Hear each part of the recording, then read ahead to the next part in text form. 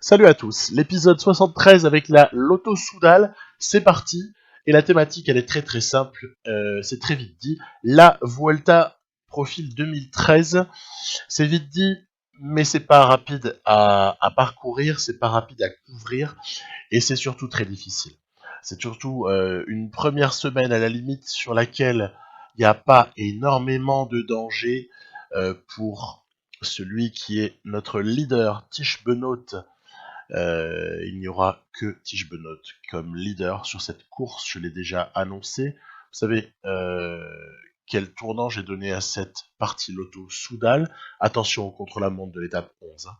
Étape 11, terrible, terrible. Elle peut nous faire supra mal.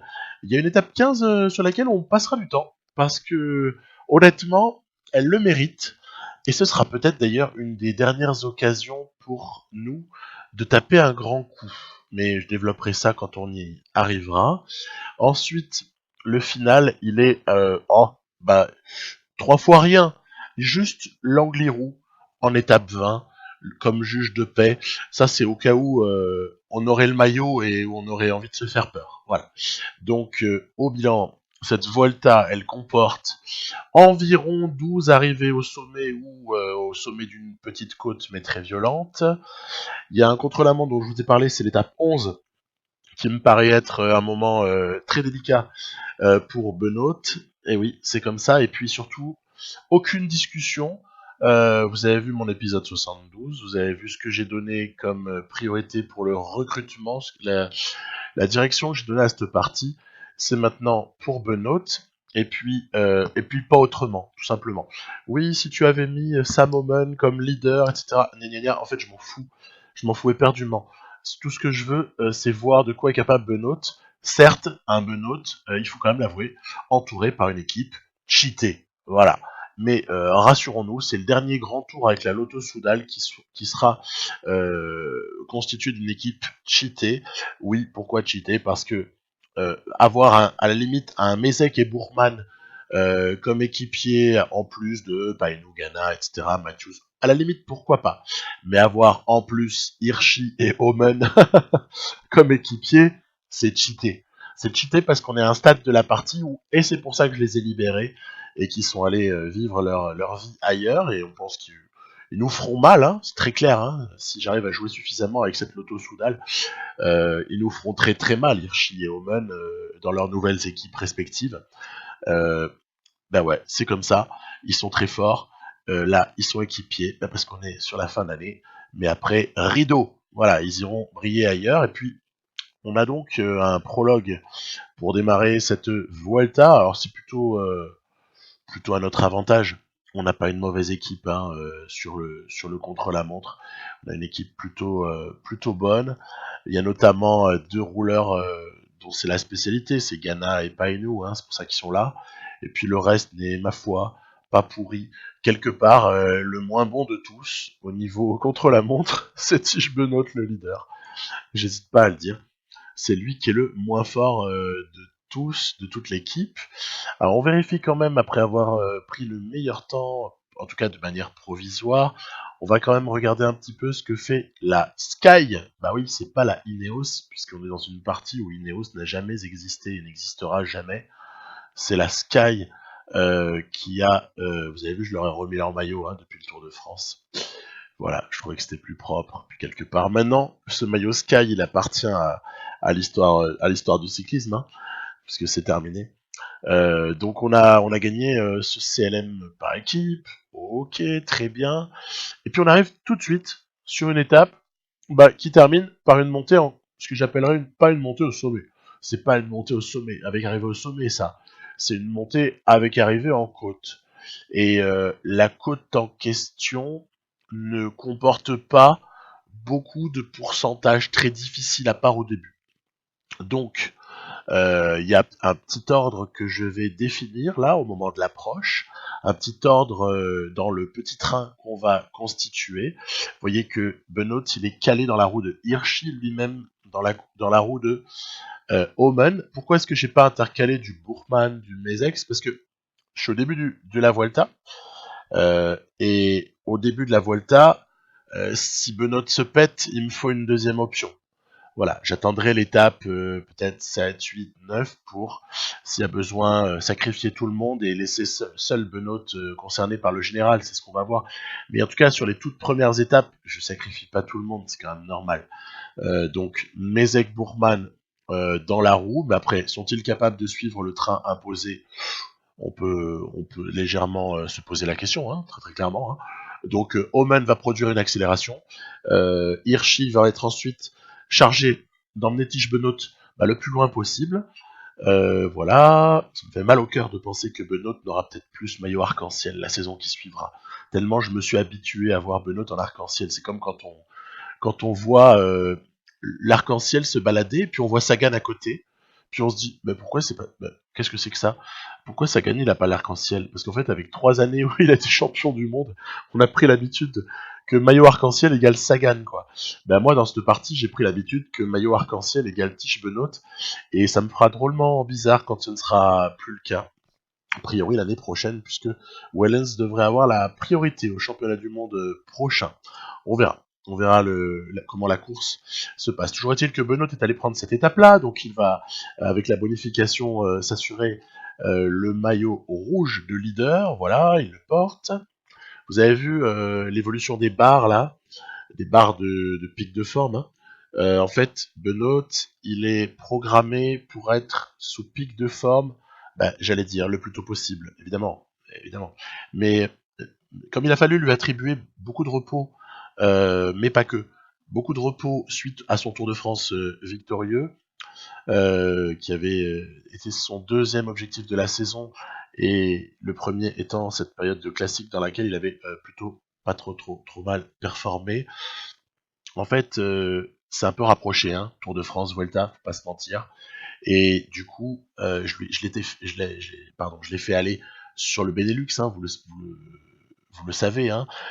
Donc ce Tour du Benelux qu'il était allé, je crois, prendre, c'était plus de la préparation de jours de course, quoi, hein, pour essayer de gonfler le nombre de points de préparation pour la Vuelta qu'autre chose. Et toutefois, il s'était reposé la semaine qui avait précédé, hormis la Classica, mais il va être du coup en déficit de préparation sur le début. Je crois qu'on ne pouvait pas réellement faire autrement hein, pour cette Vuelta. À partir du moment où le pic de forme sur Tour de France, il était ciblé, on a fatalement un décalage, c'est-à-dire que Benoît sera sous pic à partir de la, j'essaie de pas dire de bêtises, 11e à peu près, 11e, 12e étape.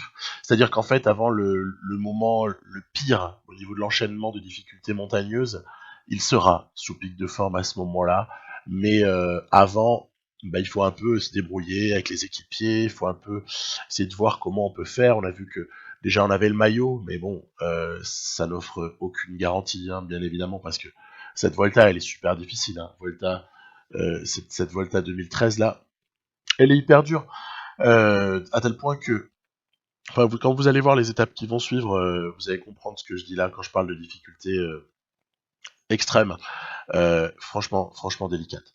Donc on est là sur une étape où, on va pas se mentir, on a quand même la possibilité de durcir considérablement dans cette bosse là. Donc à partir du moment où on a cette possibilité, on va la prendre. On va durcir. On va durcir. L'idée étant de voir si on peut pas, par hasard, essayer d'aller chercher l'étape. Après, avec qui moi, je le sais jamais à l'avance. Je le sais jamais à l'avance. Je regarde un petit peu ce qui reste comme barre pour chacun. Voilà, on fait ce qu'on peut pour éliminer des gens, pour leur faire perdre un petit peu de temps, pour essayer, par exemple, via ce type de montée-là, de provoquer d'éventuelles cassures qui ensuite auraient du mal à être rebouchées par certains. On a vu que là, la Mickelton Scott est bel et bien présente. On a vu Romain Bardet avec son joli maillot vert qu'il porte par procuration. Qui est qui est revenu dans le groupe. Pareil, Krag Andersen, ça bosse bien, voilà. Du coup, Christophe aussi va revenir. Voilà, on a comme ça donc des gens qui reviennent. L'échappée n'est pas bien loin. Je fais rouler. J'hésite pas à faire rouler. En plus, on a une arrivée qui est quand même sur un, allez, j'ose le dire, un faux plat montant, quelque chose de ce style. Chute, un poil avant l'arrivée. Cette chute, elle m'embarrasse. Elle m'embarrasse bien, parce qu'elle fait perdre du temps à Hirschi, Bourgman et Mézec. Euh, Elle m'embarrasse beaucoup. Alors, certes, vous allez me dire, ouais, mais tu vas peut-être en gagner avec Benoît. Ouais, pas réellement, parce qu'en fait, les tout meilleurs, ils vont terminer dans un temps qui va être assez proche de Benoît. Non, mais en revanche, elle m'élimine déjà trois mecs si j'avais l'envie de switcher ou la nécessité de switcher parce qu'il y aurait une défaillance absolue de Benoît à un moment donné. Donc, c'est quand même déjà un premier tournant. Premier tournant dans cette Vuelta à étape 4 là.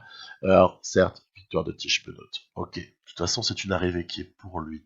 C'est une arrivée qui est pour ce type de coureur.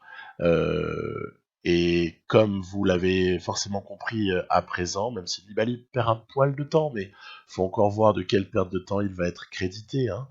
Euh, Vous avez déjà compris que moi, mon truc, c'est plutôt bah, faire gagner un puncher, c'est un truc que je maîtrise pas mal. Faire gagner un sprinter, bon, ça dépend des jours. Et puis gagner en montagne, bah, j'en ai pas souvent l'occasion parce que j'ai rarement le meilleur grimpeur de la bande, quoi. Donc Benoît s'est fait un petit coussin petit coussinet là d'avance en tête de cette Volta, mais très très honnêtement, il y a vraiment pas de quoi crier victoire pour le moment parce que encore une fois, les difficultés à venir, elles nous offriront la possibilité de perdre bien beaucoup de temps et bien plus de temps sur des purs grimpeurs que Tige Benoît, quoi. Hein. Donc voilà, faut raison garder. Donc moi j'essaie d'accumuler en fait les petits gains de temps par-ci par-là. Je fais que ça dans cette première semaine de Vuelta. J'essaye juste de grappiller. C'est pour ça qu'aussi, si j'en ai l'occasion, Tige Benoît, bah oui, si on peut lui prendre une victoire d'étape et une petite bonification, que je la joue un peu moins collectif que si on était là à distribuer les bonbons à tout le monde et à donner une victoire à Hirschi, une victoire à Matthews, une victoire à ceci. Non, c'est pas du tout à l'ordre du jour, quoi. Donc vraiment optimisation, en tout cas tentative d'optimisation. Voilà, on voit qu'il y a des petites cassures, hein, c'est toujours l'apanage de ces types de parcours là, ce type d'étape là, vous avez des cassures. Après, vous essayez d'en profiter ou pas. Et puis à l'arrivée, ben, il va y avoir un écart qui va être comptabilisé ou pas, quoi. C'est vraiment toujours la même histoire. Donc là, en l'occurrence, allez, on n'est pas très très loin de l'arrivée, mais il y a quand même encore du sprinter qui est présent. On a même un Romain Bardet qu'on a repris, mais qui était encore une fois bien là. Voilà, allez, on va voir ce qu'on est capable d'emmener avec l'ami Matthews. Tiens, Bardet, je crois que c'était Thibaut Pinot qui était pas loin dans la roue là. Est-ce que on va être capable d'aller la prendre celle-là? Attention au retour éventuel des uns ou des autres. Ah bah tiens, voilà, bam, dans ta face. Dans ta face, Benoît. Il n'a pas pris celle-là, c'est bien dommage. C'est Bonifacio, le sprinter italien, qui la prend. Bah écoutez, voilà, hein, très bien. Très bien, très bien. Une 40. Allez, une 40 sur la tour. Il y a 3 Mickelton Scott qui sont en embuscade juste derrière nous, c'est amusant. Au moment d'aborder une étape 6 qui est, semble-t-il, promise aux sprinters, hein, très clairement. Donc, étape sur laquelle on va un petit peu être à mi-chemin entre s'économiser, en tout cas pour certains, hein, économiser certaines forces, puisqu'il faut encore tenir jusqu'à l'étape 9 avant le jour de repos, et quand même voir s'il n'y aurait pas moyen de jouer un petit rôle avec Michael Matthews, même si encore une fois, Michael Matthews a ses qualités. Elles sont quand même pas le sprint à plat, c'est surtout la polyvalence. Et à ce moment-là, Michael Matthews, c'est le meilleur sprinter du monde dès lors qu'il y a des bosses suffisamment difficiles pour écrémer un petit peu avant lui. Donc voilà, on va sans trop de surprise se contenter d'une troisième place, derrière notamment Phil Bauhaus qui prend cette étape 6. Donc un Phil Bauhaus, voilà, un très très haut niveau. On le savait déjà, c'est pas une découverte dans la partie. Phil Bauhaus, c'est top de chez top. D'ailleurs, joli, hein. Le mec, il allait prendre une étape sur chaque grand tour en cette année 2021. Donc pas mal du tout. Pas mal du tout. On attaque à présent l'étape 7. Vous voyez que la petite barre de pic de forme de Benoît continue un petit peu à se remplir Voilà, on est dans le final. Et puis, il m'est arrivé un truc relou de chez relou. C'est que, une première fois, vous voyez, ça plante un poil avant les 5 kilomètres. Alors, ne me demandez pas pourquoi, ça m'arrive genre une fois sur 200 que ça plante comme ça. Et vous me direz si vous aussi ça vous arrive de temps en temps. Du coup, bah, je fais quoi? Je la rejoue. Forcément, je la rejoue. On est passé sous la bannière des 5 kilomètres. Je me dis, yes! Yes, c'est bon. On va pouvoir enfin se la jouer, celle-là. Et là, bla, ça se re-arrête. Re-arrête. Donc, après l'avoir retenté une troisième fois que je ne vous montre pas, parce que je vais pas vous en montrer 15, on l'a simulé. Et c'est Alexander Christophe qui s'est imposé au sprint devant Bauhaus et Bonifacio. Je suis assez surpris de la 6ème place au sprint de Benoît, mais bon, voilà, pourquoi pas. Et voilà, donc le classement général, heureusement, n'aura pas été impacté. Il valait mieux que ça arrive sur une étape comme la 7 qu'une étape, par exemple, comme celle qui arrive, la 8, où il y a là, pour le coup, ce qu'on peut qualifier très clairement d'arrivée au sommet, parce que la montée qui précède l'arrivée, elle est... ce n'est pas une côte. Ce n'est pas une côte, loin de là. C'est même carrément une jolie ascension, quoi. Même s'il n'y a pas de pourcentage, il n'y a pas de noir, il n'y a pas de secteur noir, donc il n'y a pas de pourcentage qui va comme ça être odieux et terrible, mais n'empêche qu'elle est longue. Hein. Elle est longue, hein, cette arrivée. Donc, elle est longue, cette montée, pardon, finale. Bon, je fais rouler un peu les équipiers non spécialistes de grimpette afin de limiter un petit peu l'écart avec l'échappée parce que je veux éviter qu'elle prenne trop de champ quand même. Puis après, quand je vois qu'on est à distance raisonnable, je relâche. De toute façon, il y a des équipes qui s'occupent d'assurer le train, bien qu'elle n'ait pas le maillot de leader sur les épaules d'un des leurs. Il y a la Mickelton Scott, la Movie Star, le Movistar, pour mémoire, hein, parce qu'on pourrait se mélanger un peu les pinceaux avec toutes ces parties. La Movistar, c'est l'équipe notamment de Vincenzo Nibali. Hein. Y a Quintana qui est présent sur cette Vuelta, mais Quintana n'est pas du tout compétitif. Il a déjà pris pas mal d'éclats au général. Non, c'est Nibali qui est clairement le leader de la Movistar. Donc la Mickelton Scott, on a compris, il y a Latour, mais il y a aussi Uran, qui peut être un client sérieux. Et puis la troisième équipe, oh bah tiens, c'est la Sky. Hein. Donc la Sky avec un Christopher Froome dont on se méfiera tant qu'il lui reste 1% de vitalité. Tellement le gars est dangereux. Après, il y en a un qui la joue plus solo en général, c'est Romain Bardet, parce qu'il est beaucoup moins entouré hein, que ne peuvent l'être ceux que j'ai nommés précédemment. Tiens, départ de Froome. Il faut essayer de réagir, mais ah là là, on n'a plus de jambes. On n'a plus de jambes. Et là, pour le coup, là aussi, deuxième tournant, mais là, c'est vraiment le premier tournant réel de cette Vuelta. Victoire de Uran qui va s'imposer devant des gens, Yalanda aussi, vis-à-vis desquels on aurait envie de ne pas avoir perdu de temps, mais ce ne sera pas le cas. Et très mauvaise opération de Tish Benoît qui concède beaucoup de temps sur cette étape. Voilà donc le petit drame de l'étape 8. C'est cette défaillance de Tish Benoît qui nous fait spécialement mal puisqu'elle rapproche tout le monde au classement et qu'elle annihile quelque part un petit peu tous les efforts qui avaient pu être faits auparavant pour se constituer un petit matelas qui, vous avez vu comme ça part vite, hein. C'est terrible. Une défaillance sur une arrivée au sommet et bam, tu reprends tout le monde dans la figure. Donc voilà. Alors là, profil d'étape 9, assez favorable en revanche. Il est favorable pour Tige Benoît parce que cette arrivée qui est un véritable mur, hein, derrière une étape vallonnée sur laquelle peut-être déjà des défaillances chez d'autres peuvent se produire, notamment parce qu'on est instigateur de pas mal d'efforts et on est instigateur d'un certain durcissement de la course, quitte à sacrifier des mecs, hein, j'en suis au point là à l'étape 9 où il y a plus que la carte Benoît qui m'intéresse, de toute façon c'était quand même l'objectif. À 99% c'était ça qui était prévisible sur cette Vuelta, hein.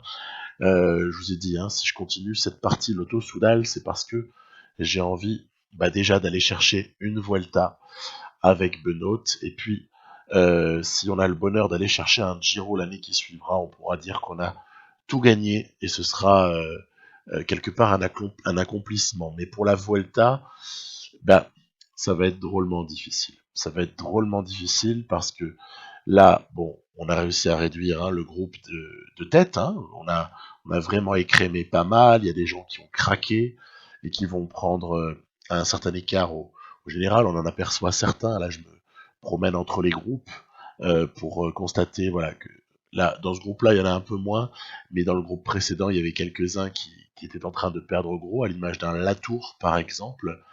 Et puis là, on est sur une arrivée qui est type mur de Huy, hein, quelque part. Donc, j'applique la stratégie du mur de Huy, qui est toujours la même, c'est essayer d'arriver vraiment positionné le plus à l'avant possible, mais on a vu qu'on n'est pas les seuls à avoir eu l'idée. Et puis ensuite, il faut avoir un coéquipier. Donc il vous a emmené, c'était Matthews jusqu'en bas. Il faut avoir ensuite un autre équipier qui va vous emmener le plus loin possible dans la côte, dans le mur. Et ensuite, on peut libérer la bête.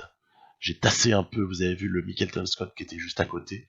Je fais un petit peu de la flèche 4 là du clavier pour aller un petit peu sur la gauche. Histoire de le tasser. Mais par contre, il y en a un qui a jailli. C'est Uran qui vient prendre la deuxième place. Hirschi troisième. Donc voilà, très bien. On a au moins repris, à défaut d'un écart de temps qu'on inflige à certains, hein, mais pas aux principaux, hein, envers lesquels on aurait envie d'avoir un petit peu marqué les choses. On inflige un petit écart, mini écart au classement qui est juste la conséquence de la bonification, quoi.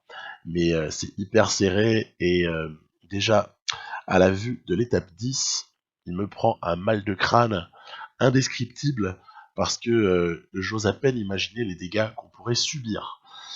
Donc étape 10 avec une arrivée au sommet derrière des pourcentages assez redoutables. Allez, je me dis c'est peut-être le moment d'envoyer un Omen à l'avant. Omen, il a pas mal de retard au général, donc il a le droit de partir.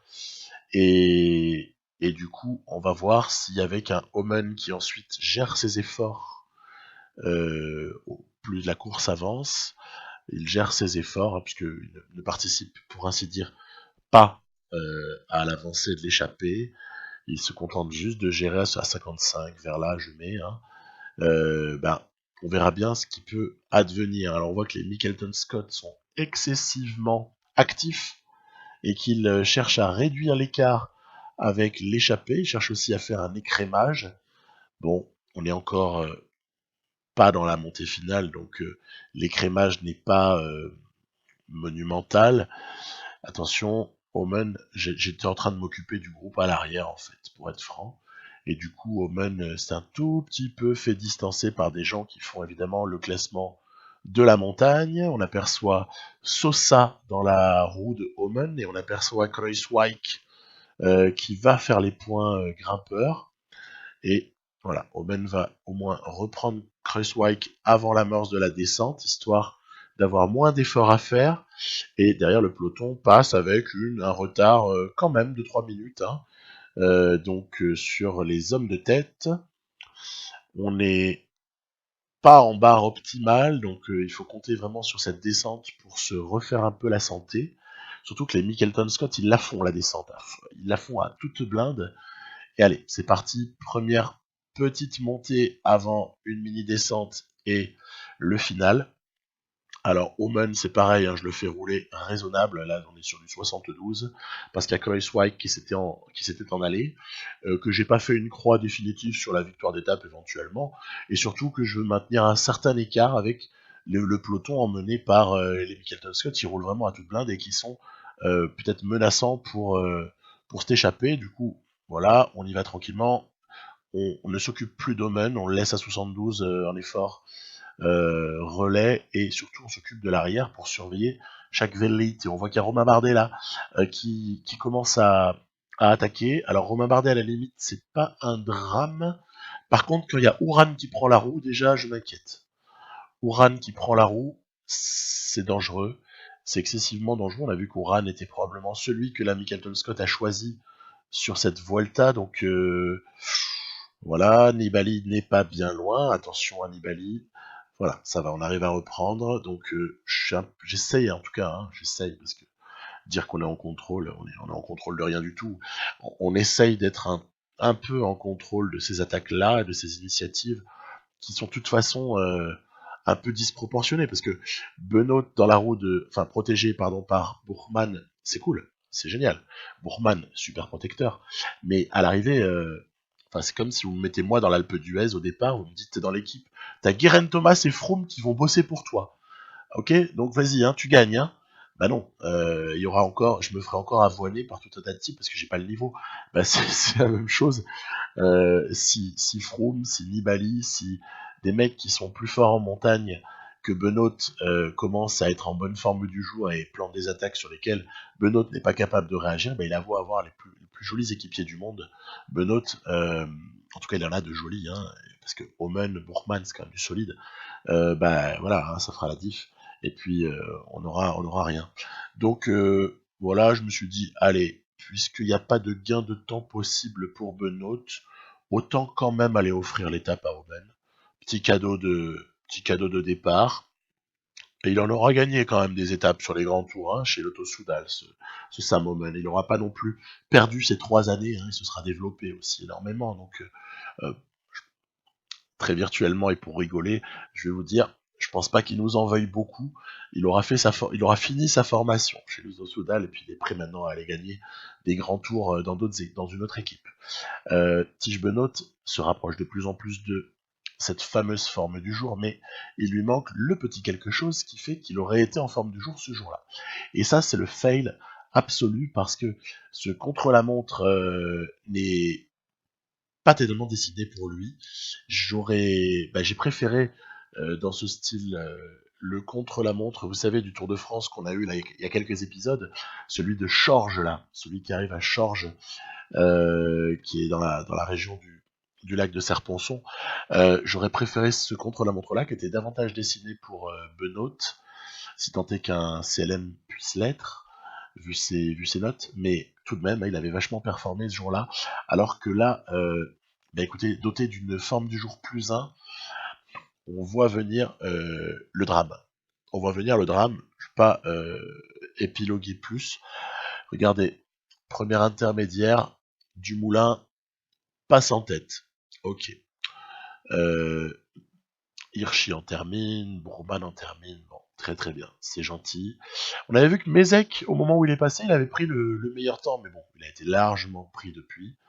Mézek d'ailleurs, au passage aussi, petite déception pour moi.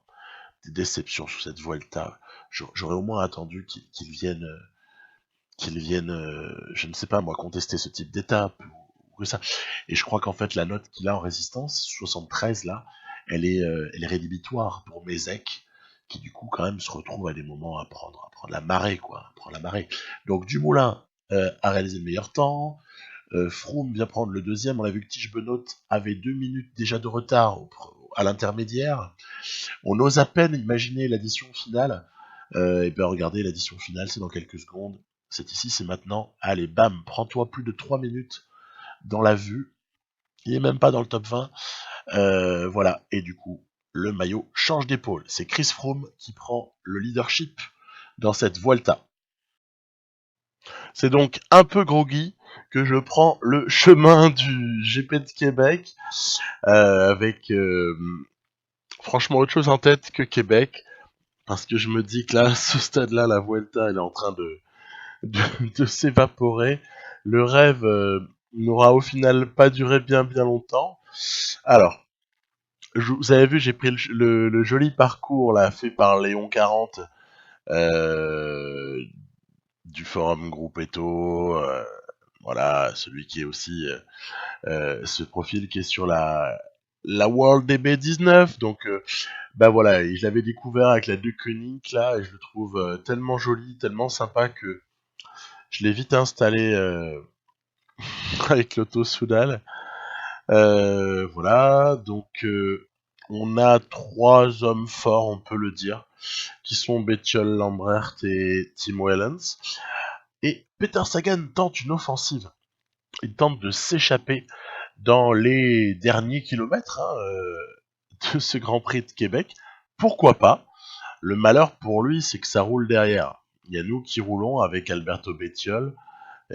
Puis voilà, il y a quelques équipiers comme ça de très bons coureurs. On voit notamment un équipier de Movistar pour Dan Martin. Dan Martin, il fait partie de cette gigantesque Dream Team, si j'ose dire, que constitue la Movistar.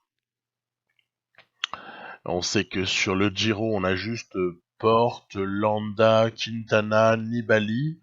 Oh, et puis je suis sûr que j'en oublie, un Solaire, bref. Et sur ce Grand Prix de Québec, bah ouais, normal, Dan Martin, normal qu'ils envoient un puncher. Et c'est marrant parce qu'à ma grande surprise, j'allais envoyer, bah voilà, travail de Lambrert pour Tim Wellens. Mais en fait, Lambrert, il nous fait une Van Endert. Il nous fait une Van Endert, c'est je t'emmène, mais en fait, je te largue.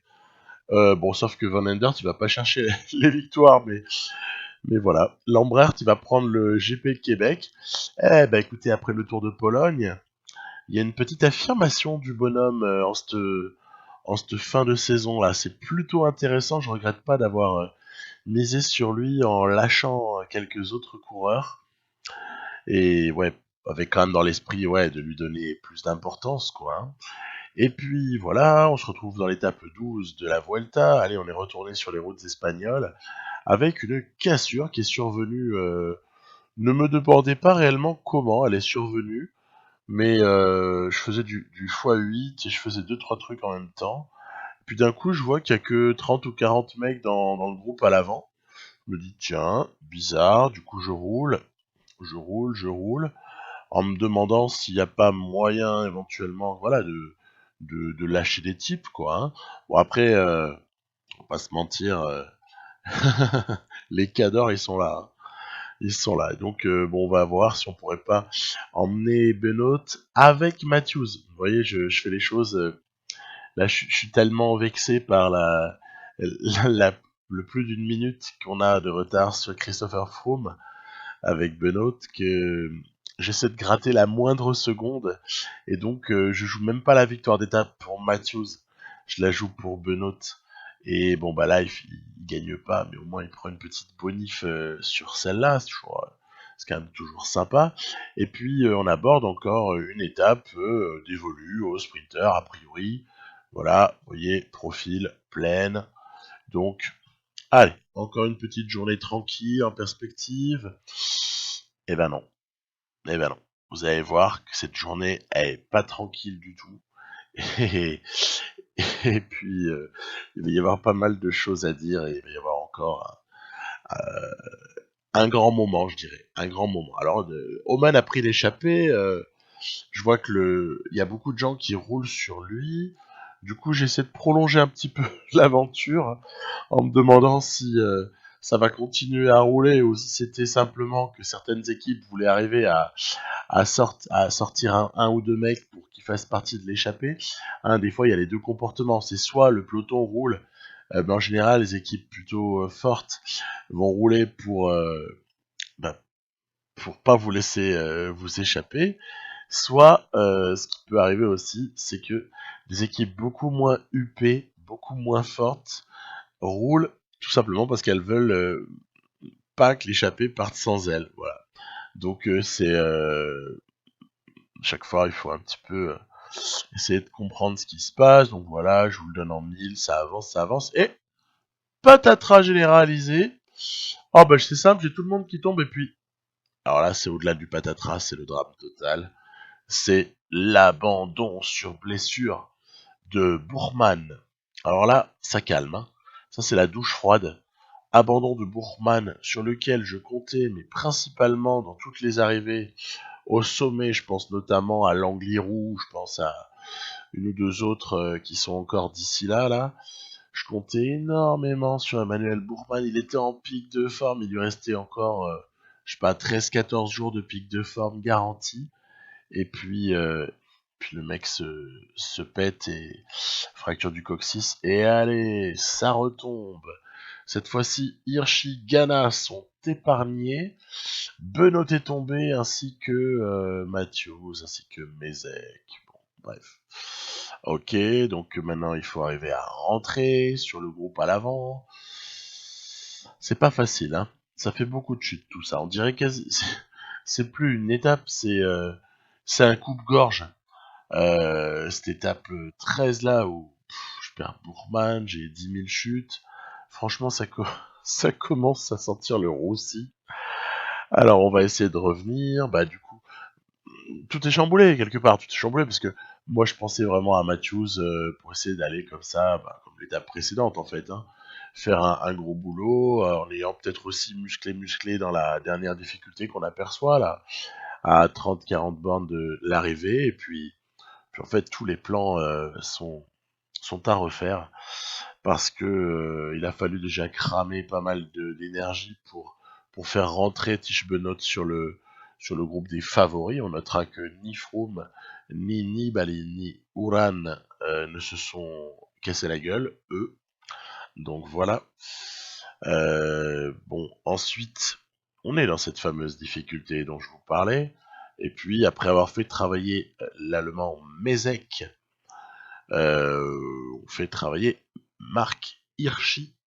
Et puis devant, je ne décélère pas avec Omen parce que je me dis qu'il y a des points à glaner pour le maillot de meilleur grimpeur et que suivant l'évolution de cette Vuelta, ça pourrait devenir un de nos objectifs si jamais Benoît ne gagne pas. Hein. On sera quand même bien content de peut-être pouvoir postuler pour le meilleur jeune avec Hirschi, pour le maillot de la montagne avec Omen, pour le maillot du classement par points. C'est bien parti pour Benoît. Ben voilà, tant qu'à faire, puisque le général ne nous est pas assuré, loin s'en faut. Alors autant essayer de préserver nos chances pour autre chose. Je fais attendre Omen pour une raison très importante, c'est que mine de rien, sur une mini cassure de rien du tout au sommet, y a Hirschi et Benoît qui ont pris une avance assez intéressante. Alors on est loin de l'arrivée, certes, mais ça peut mériter de valoir le coup de rouler comme des malades. Voilà, donc pour le moment, je ne fais pas rouler Benoît. Après, je vais le mettre à l'ouvrage, voilà. Et on voit que quelques rares équipiers de la Sky, quelques Mickelton Scott, et surtout le Movistar travaillent comme des acharnés. Bahrain Merida qui bosse très vraisemblablement pour Colbrelli et Bonifacio. Hein. Donc là, légitimité totale. Donc ça bosse aussi pour essayer de revenir. Alors là, Connefroy, faut qu'il m'explique parce que le mec était échappé. Il prenait pas un relais. Et puis maintenant qu'il est dans le groupe de poursuivants, il croit quoi? Il croit qu'il va gagner au sprint. Faut quand même se calmer. Donc on est toujours dans le registre là de certains roulent en ayant une bonne raison, d'autres roulent sans en avoir une. Hein, donc toujours un petit peu de sentiment d'amertume en constatant ces fins d'étape. Vous avez comme ça des équipes où là on a vu Bardet aussi qui vient prendre un énorme relais. Qu'est-ce qu'il fait Bardet? Mais laisse travailler Froome quoi. Surtout que bon bref. Voilà. Laisse travailler Froome, laisse travailler Nibali comme Nibali le fait d'ailleurs, hein, son équipe aussi. Laisse travailler les équipiers d'Uran. Voilà, je vous ai laissé ces derniers kilomètres quasiment dans leur intégralité pour constater une chose, c'est qu'il y en a un qui ne s'échappe pas. Hein, je parle, il est échappé, mais il y en a un qui ne se cache pas, il y en a un qui tente les coups à fond, qui fait preuve de panache. Bah, c'est celui qui est en train de mener le groupe d'échappés. Donc au passage, un énorme merci à tous les échappés pour leur participation supra-active. À la limite, il y en a un qui a une raison de ne pas rouler, c'est le Movistar. Movistar, il n'y a pas de problème. Il roule pas, il y a zéro jugement. Par contre, les autres, faut arrêter. Hein. Ils disent qu'ils sont cramés, qui peuvent pas participer au relais. Vous savez, un petit onglet des fois là. Mais moi, je n'en crois pas un mot. Je pense surtout que il y a une forme de voilà de passivité de passivité qui nous aide vraiment pas quoi. Et pourtant on va se la prendre celle-là. Voilà, on va aller la chercher. Ovis, Filou, Matthews qui revient, je cale Benoît dans la roue et au dernier moment je recale Matthews dans la roue de Benoît. Yes, on l'a prise. On l'a prise. Alors qu'on voit qu'il y a énormément d'abandon sur sur cette étape, pourtant anodine.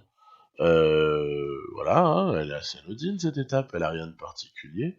Et puis, ben, petit rapproché au général à 51 secondes de Christopher Froome pour Tige Benoît, avec toujours un Nibali, un Uran en embuscade. À venir, une étape 14 dangereuse, une étape 15 qui s'annonce comme l'une des deux étapes reines de cette Vuelta, une étape 16 qui a l'air moins dangereuse vue comme ça, mais faut-il encore voir ce que ça peut donner. Étape 17, c'est plan-plan, on va dormir un peu, ok, on va s'endormir sur le canapé. Et puis ensuite, étape 18, bah, il faut toujours se méfier de ce mur, quoi. Ce mur d'arrivée, il est plus long qu'un mur comme on en a vu un au début de l'épisode. Hein. C'est entre le mur et l'ascension. Voilà, étape 19 qui fait pas non plus trop froid dans le dos. Et étape 20 qui par contre nous glace le sang, puisque ça monte jusqu'à l'Angliru. Je ne sais même pas dans quelle situation on sera à ce moment-là. Mais c'est loin d'être confortable et puis je crois que il va falloir s'y résoudre. À l'impossible, nul n'est tenu. Et cette Vuelta, malgré toute la combativité dont on peut faire preuve, tout l'acharnement, tout ce que vous voulez, elle va être très très dure à choper. Elle va se jouer entre 4 hommes, mais qui va aller déboulonner Christopher Froome? Je vous le demande, voilà. Donc à très bientôt. J'essaierai de pas trop tarder dans la mesure de mes possibilités pour vous proposer les étapes 15 à 21 de cette Vuelta 2013 avec l'Auto Soudal. On est en 2021. Allez, Tige Benoît!